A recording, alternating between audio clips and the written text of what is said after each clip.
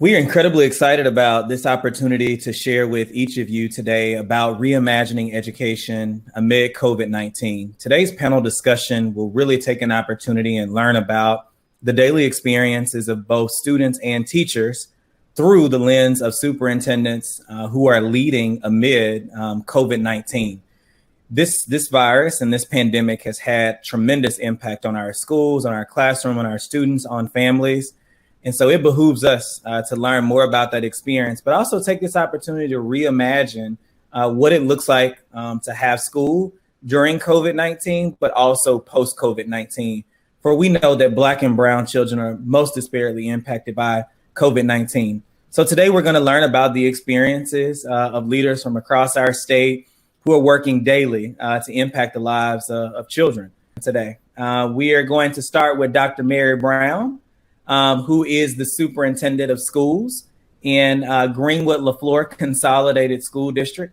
Dr. Brown has been a teacher, has been a classroom principal, been a principal, a classroom teacher, an assistant superintendent, has led at multiple ranks, has led successful schools, and we're glad to have her join us in the conversation. We'll also have Dr. Evelyn Jossell to join us. Dr. Evelyn Jossell is superintendent of schools in Quitman County School District in Marks, Mississippi. She has been a fabulous grant writer, securing lots of grant dollars for that community before making her way into the school system, counseling children, supporting them daily. And then Dr. Adrian Hammite, who is superintendent of the Jefferson County School District.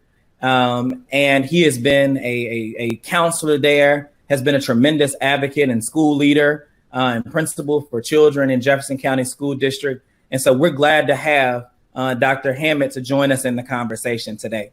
We're going to start with our first question. We'll start with Dr. Brown and then Dr. Jossell and then Dr. Hammite. Our first question is, we've been in school for a few months now. Talk to us about what it has been like. I know these times have been challenging. They have been rough. It's been really tough. This has been a tremendous opportunity also to better understand the daily experiences of students who do not have access to what they need to be successful. How have you led for equity during these times? Starting with Dr. Brown, how have you led for equity during these times? All right. Thank you, Dr. Moss. Without a doubt for us, these have been challenging times for the Greenwood-Leflore Consolidated School District, as well as any other school district. With the cooperation of our stakeholders in this county, the past few months have gone a lot better than they have when COVID-19 initially began. For this school year, we initially planned to offer both those hybrid and virtual instructions to our students. However, at the time in Leflore County, our COVID-19 numbers were higher than many of the other surrounding counties. So out of an abundance of caution, our district began this year by implementing the virtual instructional schedule. All of our students are attending school virtually. Our goal was to ensure that all students had equitable access to technology, the instructional content, live class sessions with teachers. So therefore, again, all of our students have a Chromebook and they were provided mobile hotspots to connect to the internet. We wanted to make sure that, we were providing not only the technology for our students, but through our Canvas instructional platform, our students are able to see their teachers and interact with them 5 days a week. But every decision at this point that's been made regarding academic safety, food service, community involvement has all been done with the benefit of the students in mind. But yes, it has been a challenge for us. Yeah, thank you so much, Thank you so much for sharing, Dr. Brown. Dr. Jossell, would you chime into the conversation? What has it been like in Quitman County, in Marks, Mississippi? We'd love to hear about it. Absolutely, Dr. Moss. When COVID-19 hit us in March, it created a perfect storm for failure of those students who were already failing, who were already struggling in the best environment we could provide for them. So what happened is that COVID-19 further highlighted the marginalized and those students who were already struggling desperately in our school district.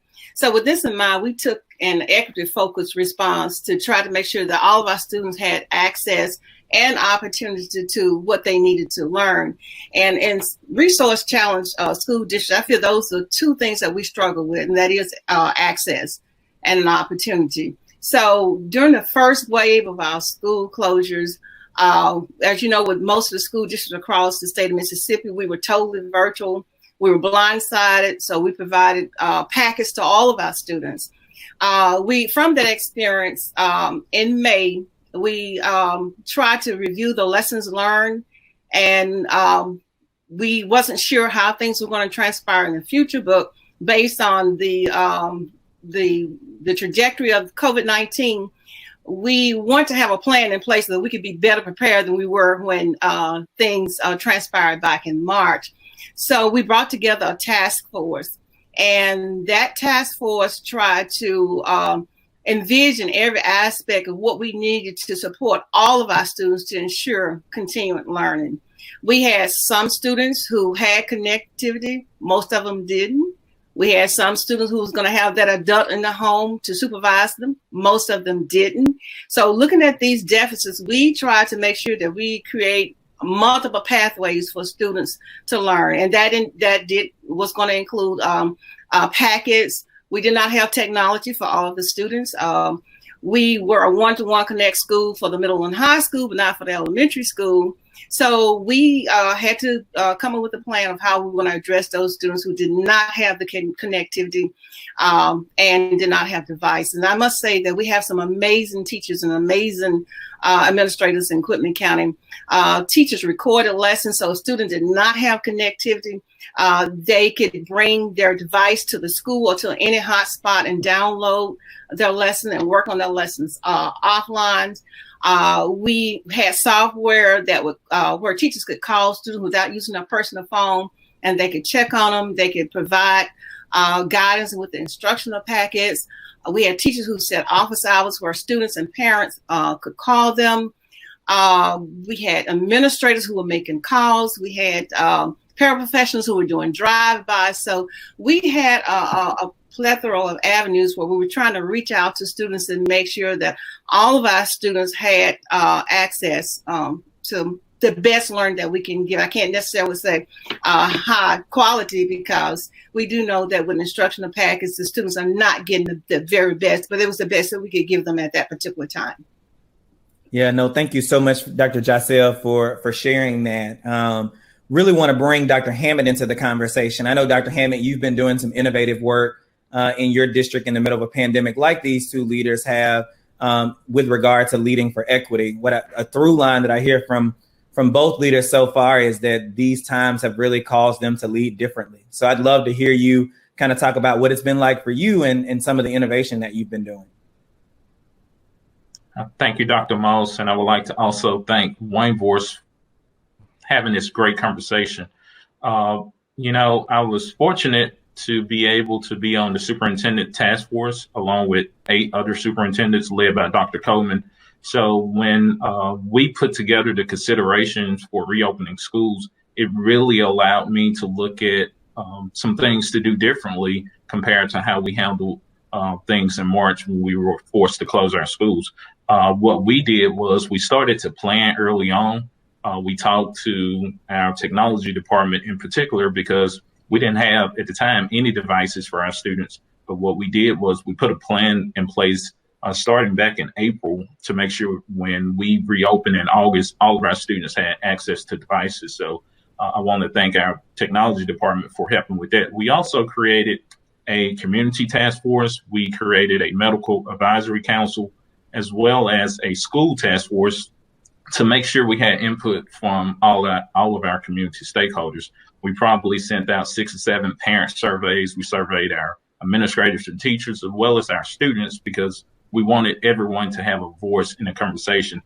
Like my colleagues, we revamped our reopening plan probably 4 or 5 times, and we're still doing it as we speak.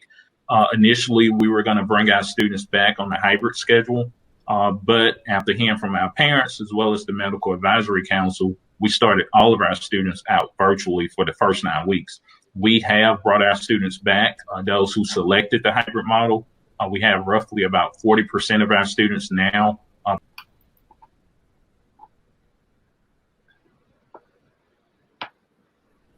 Yeah, we'll bring Dr. Hammite. Looks like he lost a little internet connection there, but we'll bring him back into the conversation in just a moment.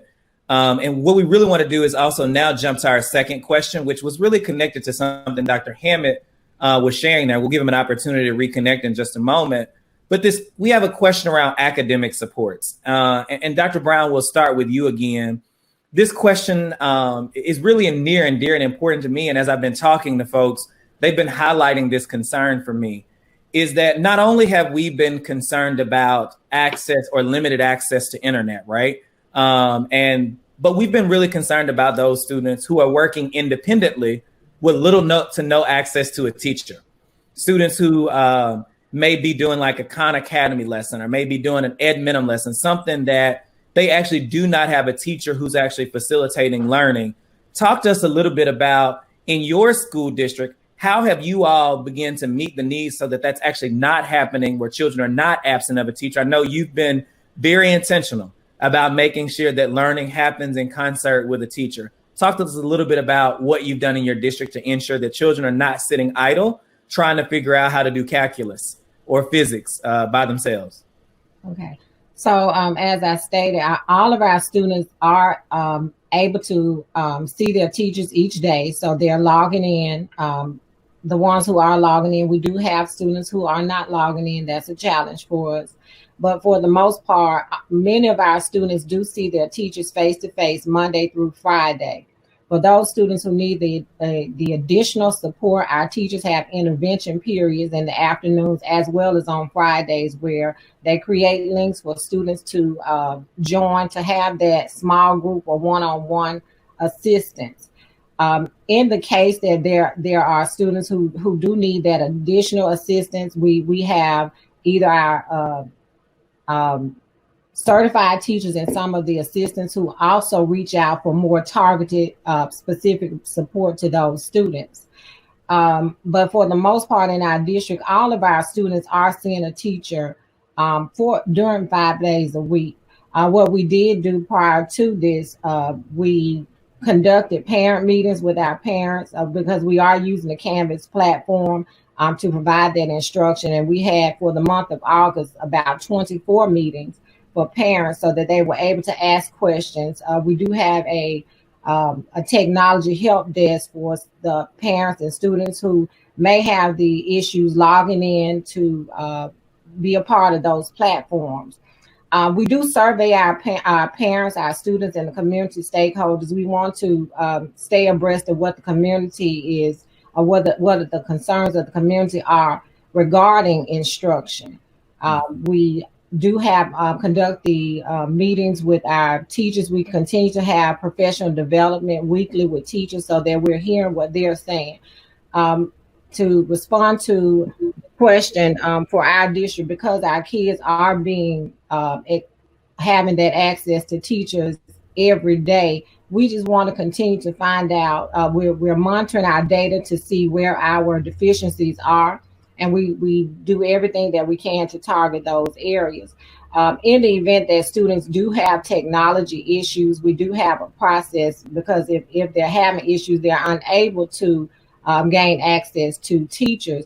As I stated, we have our technology help desk where we have a person or persons assigned at each school where students and parents can call those numbers to get that assistance so they can get back into the classroom with the teachers.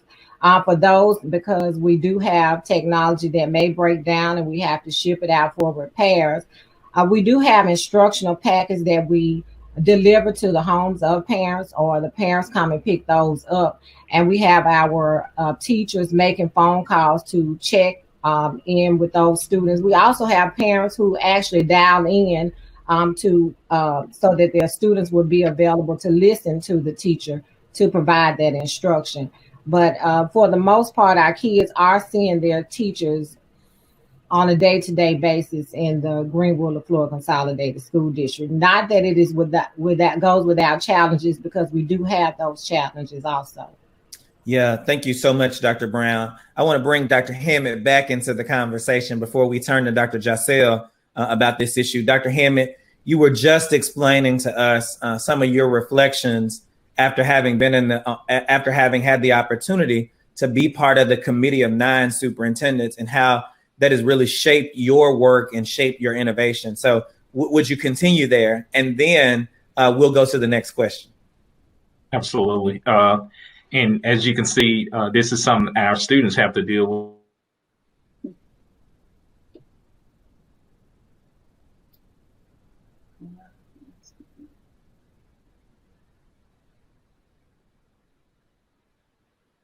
Yeah, Dr. Hammite is giving you all the best example of what it's like for online and virtual learning for our students, especially when we don't have access to good internet, which I'm going to shift the conversation a little bit, just because this example. Well, internet issues, so I'd certainly prepare ourselves for the fall. And can you guys hear me? We can hear you now, Doc.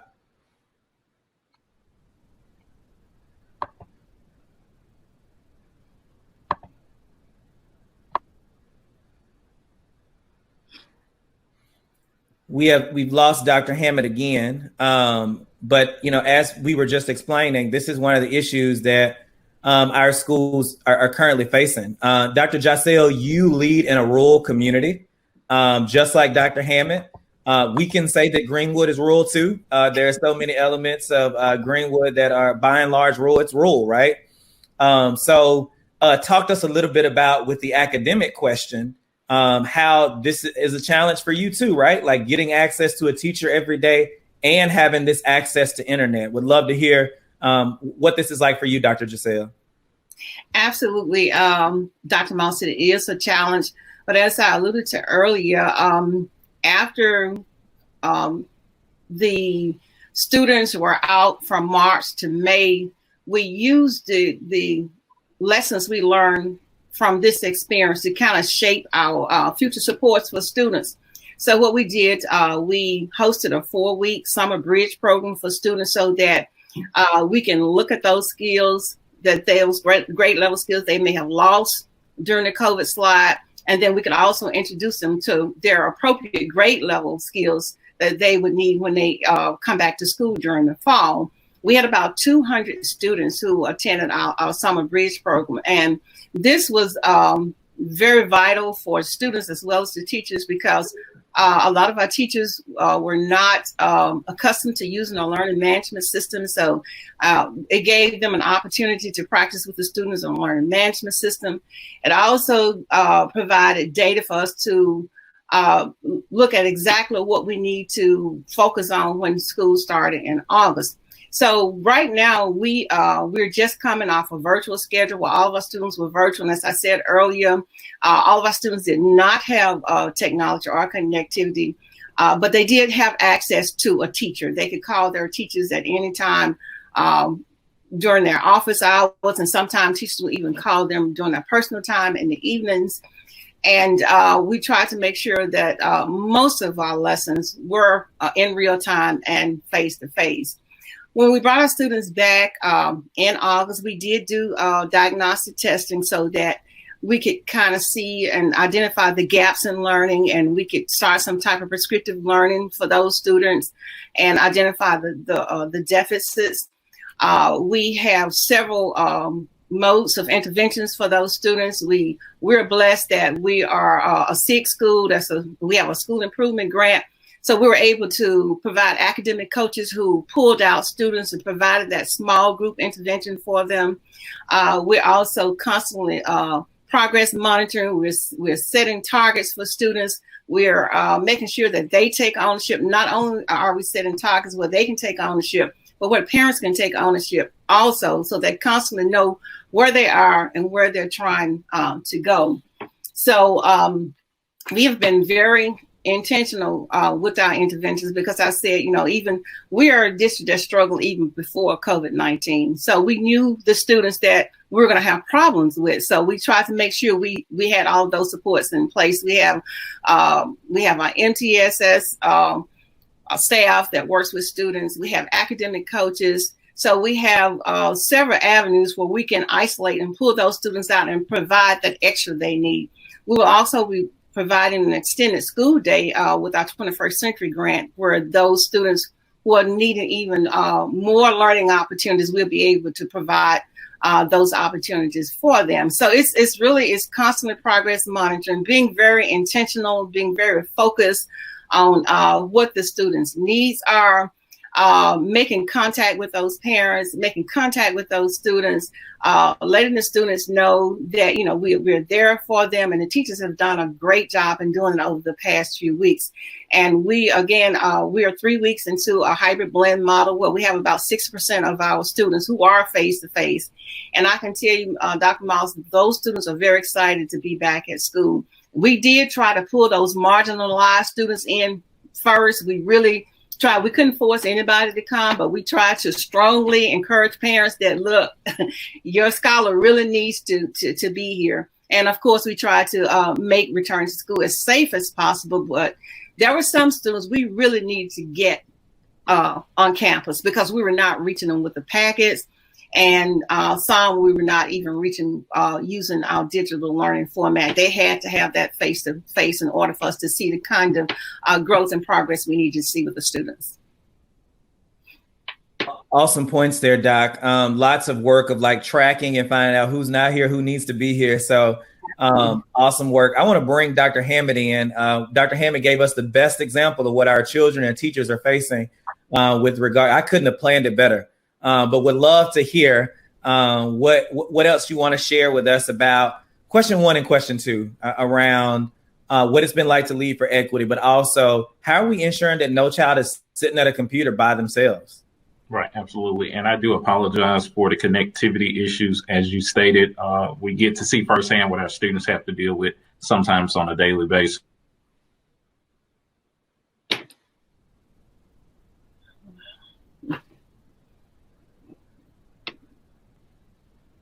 Also working with instruction partners, as well as you, Dr. Moss. I want to thank you guys for that help and that support. As far as academics, all of our students, we were looking at attendance for the month of September, and we had 95.7% attendance. So our students are signing on. The issue is we have some students who are just not getting it virtually, and we did encourage those students to attend in-person learning. As I stated, we have about 40% of our students right now. But parents are constantly calling, asking that their students return to in-person learning. We did do a pre-test assessment. We're doing the diagnostic testing. We're really monitoring and tracking our students. We were pleased with our first benchmark assessments that we took not too long ago. We got those results back. And the other thing is we're taking on a curriculum adoption. We realized that for ELA and science in particular, our students did not have access to grade level content. So we're in the process of implementing a new curriculum for ELA as well as science. We're excited about that. We did also implement coaches this year. This is the first time that we have in-house academic coaches at each school. So we're excited about the extra support that our teachers as well as our students are receiving. We've been working with principals, just making sure that they understand that, we want the students to learn, but we also have to think about their safety. We've put things in place just to make sure that our counselors are available, just to make sure we have all of the proper support, not just for students, but for teachers as well. But as far as academics, we're really monitoring the data. We have a data meeting coming up next week. We've been my district leadership team are actually meeting with teachers right now, going through the data. So we're really focused on looking at our students, particularly those priority students, our LPS kids, our students with disabilities, and making sure we provide them the support that they need. Yeah, I appreciate you sharing that. I'm going to pivot a little bit and go to a conversation that we all have. And I most recently wrote a piece for the Southern Education Foundation, and this was one of the drivers for me in the piece. And this is accountability, right? We're all concerned about accountability. And as part of that piece, I talked about we really need to think about how to use this accountability data to make decisions about what communities need and don't need, rather than giving folks another label. So would love to hear, I've been very vocal about the fact that we don't need A, B, C, Ds, and Fs this year.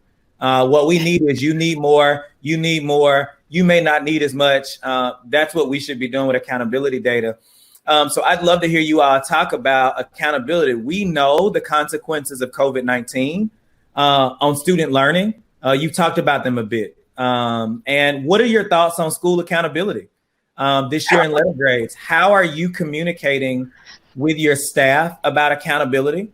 Further, like, what needs to happen for accountability to be fair and equitable in the middle of COVID-19? Now, we can talk about accountability being fair and equitable every year.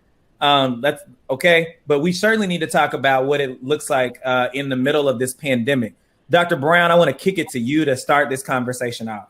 Okay. Thank you, Dr. Moss. Accountability for us at this point in our district, we are continuing to communicate the same principles of accountability as we would in any other school year. Our model of instruction, it is different, the way we're instructing students virtually right now, but we do have the same level of expectations, and they are high, and the high level of accountability for our students, for our teachers, for our principals, for our parents. We have been communicating with staff that we're not going to play the guessing game as it relates to what the state and the federal agencies are going to do regarding state testing and accountability models. But one thing in our district remains clear, and I think anyone in our district can tell you, we have to continue to provide the highest quality instruction that we can during this pandemic for all of our students. When more information is released from the state and federal agencies, we will adhere to those guidelines. However, as superintendent and as those who are here in all other school districts, we would like to see many of the challenges that we face be taken into consideration as decisions are made regarding the accountability that is being discussed. For example, for some of us, for many of us, we do have the technology concerns, which prevent some of our students from having access to teachers. We have to take into consideration schools who are conducting, offering hybrid instruction. When there's a case or a breakout of coronavirus, these schools have to shut down and students have to quarantine for weeks on end. So we would like to, hope that some of these challenges and many more, I know Dr. Jossell and Dr. Hammite will also agree that a lot of these issues that we are facing be taken into consideration during this time, because this is challenging, it is different for us, and we are doing the best that we possibly can right now with the situation that we've been given.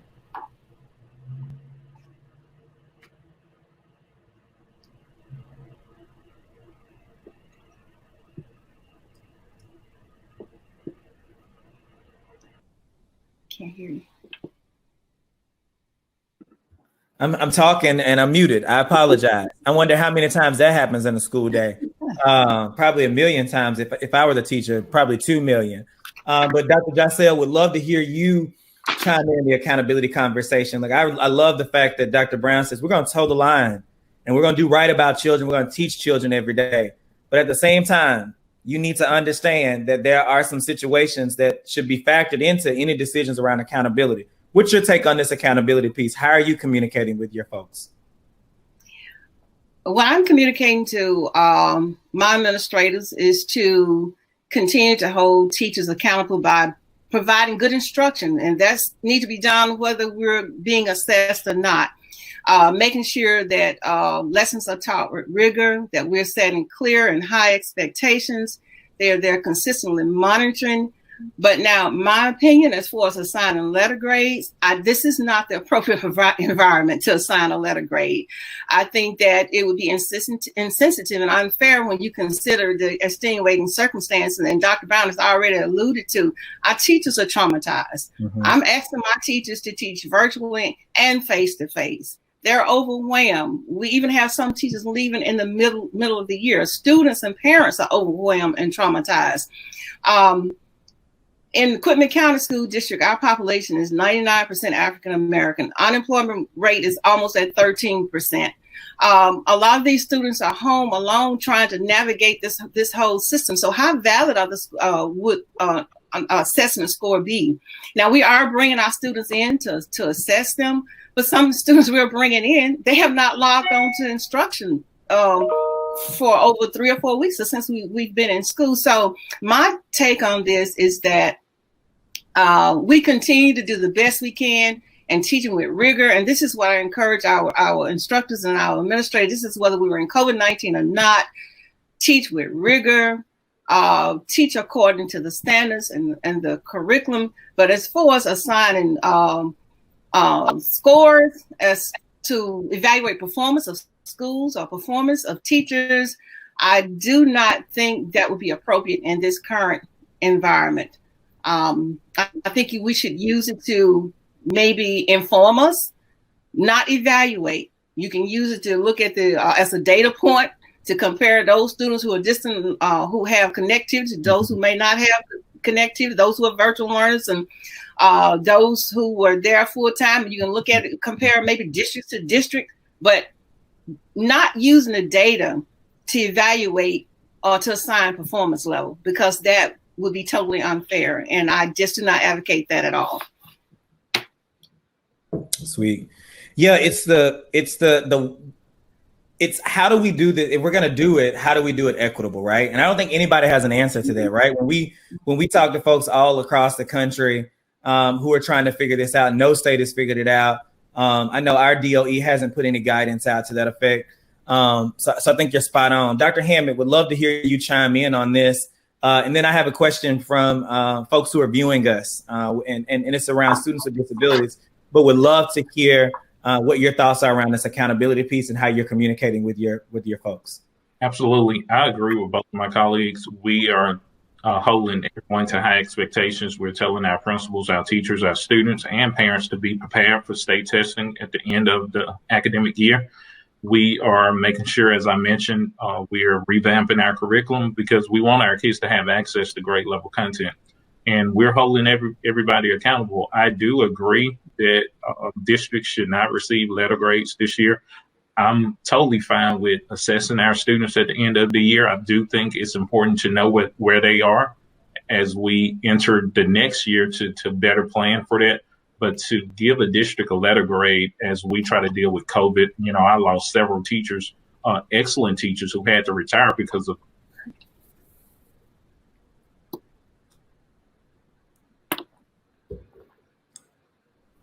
Looks like we lost Dr. Hammite again as part of the conversation. We'll get him back in. But we have a question that came from a panelist, I think that is really good for us to talk about. Dr. Brown and Dr. Jossell have mentioned marginalized students several times in the conversation this afternoon.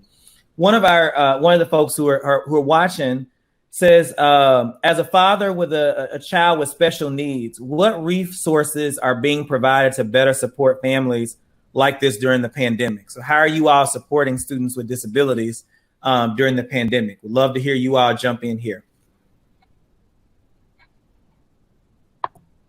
Okay, for Quitman County School District, we are making sure that our SPED teachers are having one-on-one interaction with students. They are Zooming one-on-one with them. They're still getting their speech therapy. They're Zooming in with them. But what we have found that these students do better when they're face-to-face, when they're on site. So again, these are the students that we really encourage parents to allow us to bring them on site and keep them as safe as possible so that they can get that one-to-one face-to-face kind of intervention that they need. And we try to do this as safely as possible. Okay. Go ahead, Dr. Brown. I agree with Dr. Jossell. What we're doing, teachers are working with students one-on-one as well as in small groups.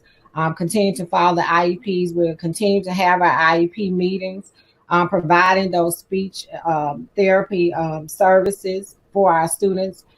making sure that we're following their IEPs as much as we can during this pandemic. But our teachers are working with our students.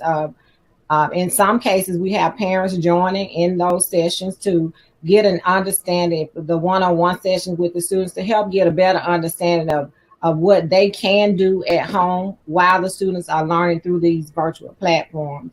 But in this district, as well as what Dr. Jossell stated, we are doing many of the things that the children would normally experience in a school. We're trying to do that in our virtual setting. Yeah, no, I think that's spot on. I also encourage parents too, right? If they're not in a system in the one that Dr. Brown leads or Dr. Jossell, where kids are actually having access to a teacher every day, that we need to ensure that many of our students with disabilities actually need a very structured schedule.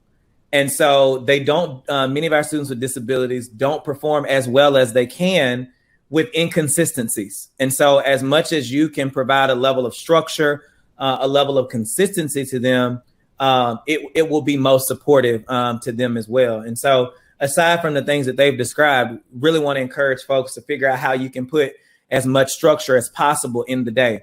I know Dr. Jossell talked about this. This is another question from the listeners. Dr. Jossell, you talked a little bit about after school tutoring and some of the work that you all, I don't know if you mentioned it, but one of our panelists is wanting to hear from the districts around. I mean, not a panelist, one of our guests is wanting to hear, are there after school tutoring options that are available? And also, what does parent training look like? How are you all training parents in the middle of this pandemic to be able to support their children who are at home? So either one of you want to take that. I know Dr. Jossell already talked about after school tutoring. Ms. Dr. Brown, if you want to join in, whichever one of you want to chime in on this. Yes, it is a unique situation. I enjoy hearing Dr. Jossell's what she's saying, because what we're doing the same things. It's just we're doing ours in a virtual platform, so students are able to log in after those instructional hours have ended and have that tutoring or those intervention times with the teachers. But as it pertains to how we're training parents, again, we actually do it by school level. We send out links and the call-in numbers. We have PowerPoint presentations that are already created so that parents can go to our webpage and download those as we're going through the trainings with them. It is a virtual training for parents. Those who are able to call in are able to listen, having multiple training sessions throughout the day, in the AM for parents who work in the afternoon and in the PM for parents who work in the morning. We also create videos that we post on our district webpage and our social media outlets, providing the training or explanation of things and strategies that parents can do to assist their children, and also to learn some of the platforms that we have.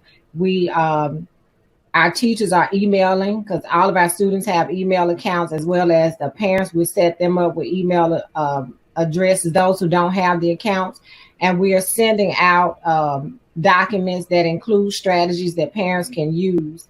And one thing I do want to add in there, Dr. Moss, if I may, because I am proud of the work that all of our teachers are doing. Our social workers, we have created a schedule for our social workers to be able to, we provided their email address and their phone numbers. And we have specific days designated. Students, parents, teachers can call, they can email and set up an appointment if they just need someone to talk to about what they're experiencing during COVID. For our administrators, I do set aside time to Zoom with the administrators one-on-one and collectively to ask them how they're doing, both professionally and personally, so that they can have outlets for someone to talk to.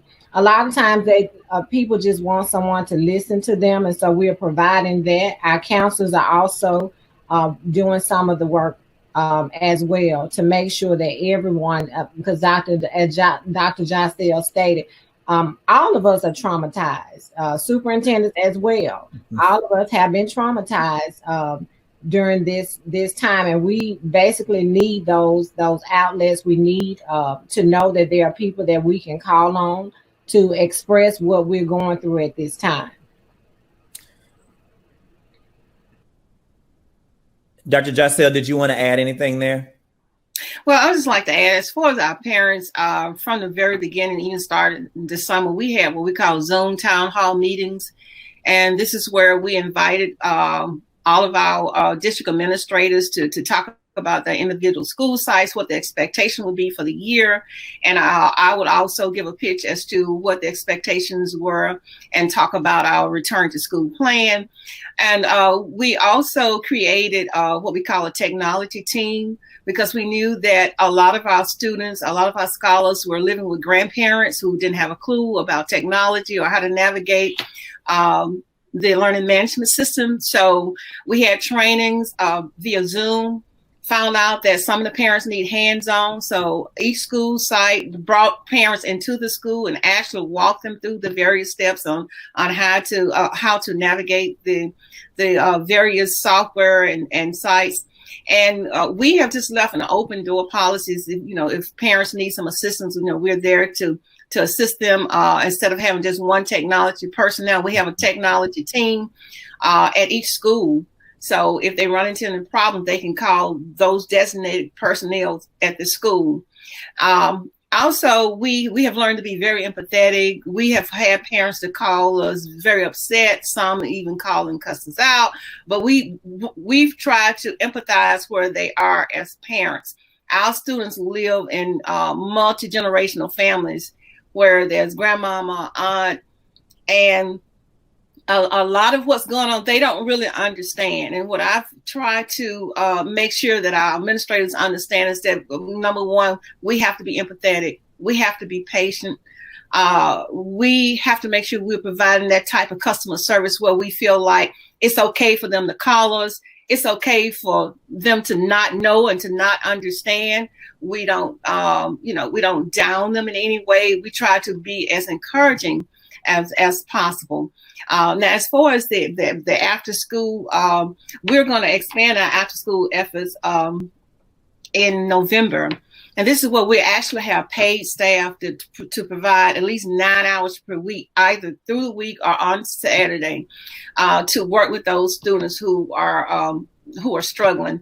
We're looking at our failure list and making sure that we are really, really targeting those students, trying to find out exactly what's happening, what's going on, because we have students who typically did pretty well in a regular school setting, but now we're seeing them struggle a little bit. And rather than just give them a failing grade, we're trying to really dig deep and find out, what is it can we do? How can we support you? And that's the overarching message that we're trying to get out to parents, that we're here to serve you. We're all in this together. This blindsided us as much as it did you. We're here to offer our expertise to the best of our ability. We don't know the answers to all of your questions. We may not, know everything you want us to know, but we're here to give you our very best. So we do want to make sure that our training are ongoing for our parents. But like I said, a lot of times it's not formal training. It's a grandparent coming in with a computer in our hand saying, look, I don't know what to do with this thing. And then having that person, that compassionate person there to pull it to the side. So, okay, let's walk through this. So that's the type of contact and interaction we're having with our parents and guardians. Well, folks, we are almost out of time. We have precisely 9 minutes to do this last little thing here. And so it's just the two of you. What is the future? What does the future hold, right? Is this the future of learning where are we going to have virtuals? Our district's going to have virtual schools, and would love to hear what's your take on the future, right? I know Dr. Brown and some other superintendents are building, for kids who want to come back, yes, but other districts are saying, we're actually going to build a virtual school. So if in January folks are not ready to come back and we bring everybody else back, we're still going to have a K-12 virtual option for our children. What's the future? I know you can't say this is what I'm going to do in my district, and people, please don't hold these two ladies accountable for that. Things change every second. But what does the future hold, right? What's the future? Okay, well, for us, Dr. Moss, we had this elaborate plan, 3 phases. Phase 1 was going to be virtual. Phase 2 was going to be hybrid blend. And we're in the hybrid blend phase now. And we are set to go into phase 3, which will be face-to-face for everybody. But you and I both know that may not come into fruition because of the forecast of COVID-19. It's beginning to spread rapidly. So I think virtual schooling is going to be with us for a while. And we're going to really have to embrace it, turn those adversities into opportunities. Even when we are post-COVID, there are some really valuable nuggets that we can take away from this whole experience. And so that's what I'm looking at. What can we take away from this whole experience that would help us to better educate our children, that would help us, that would serve as a catalyst to transform education in the future for our students? Because for Quitman County School District, we were not prepared for COVID-19 in March. Some of our neighboring schools they were able to just switch over and go to virtual. We could not do that. We didn't have staff trained to do that. With all of this happening, we are learning to be proactive now, to make sure that if we have to shut down a whole year, we have staff trained, we have that infrastructure in place to make sure that students continue to learn. Sweet. I'm glad you said this, that we can learn something here before we bring Dr. Brown in. I had a parent tell me the other day that virtual learning has been the best thing to ever happen to her student with disability. The student now has way more focus. The student is way more engaged. The teacher is killing it. So, I keep hearing these one-offs where it's like working, and I'm like, we got to be able to get something and learn something from this. And for some students, it may be beneficial. Dr. Brown, what's the future? What do you see? Take us 5-10 years down the road. Okay, I agree with Dr. Jossell. We thought we had planned, we thought that we were ready and prepared to take on the virtual instructional environment with our students. We had the equipment, we had the technology, but we did not foresee all of the challenges that we're continuing to see right now. So do I believe that virtual instruction will continue in the future? Yes, I do think that because, as you stated, a lot of our students are doing well in the virtual setting, and there are some who are struggling and do need the face-to-face instruction. And because there's not a vaccine that is readily available, we don't know how long this may last, but 5 to 10 years from now, just to answer your question, I do think that this is the new normal for schools and school districts. My prayer is that, we are provided the funding, we're provided the assistance that we need to move our students into that age. But yes, I do think this is the beginning of what schools and school districts will look like. Yeah. And how to operate. Well, I certainly thank you all for your time. It's always a plum-pleasing pleasure to get to talk to folks who raised me and who were my boss and who taught me. Dr. Brown raised me. Dr. Jossell was my manager, my boss when I was a principal. So just thankful to be able to talk to you all today. Again, it has been a plum-pleasing pleasure. And I know I didn't tell folks earlier who I am, but I'm Phelton Moss, and I'm a professor at Tougaloo College in teacher education, and I own a consulting company called All Means All Consulting. And it's been great to engage with you all today. And I look forward to continuing the conversation in other platforms. Have a great day. Right. Thank you.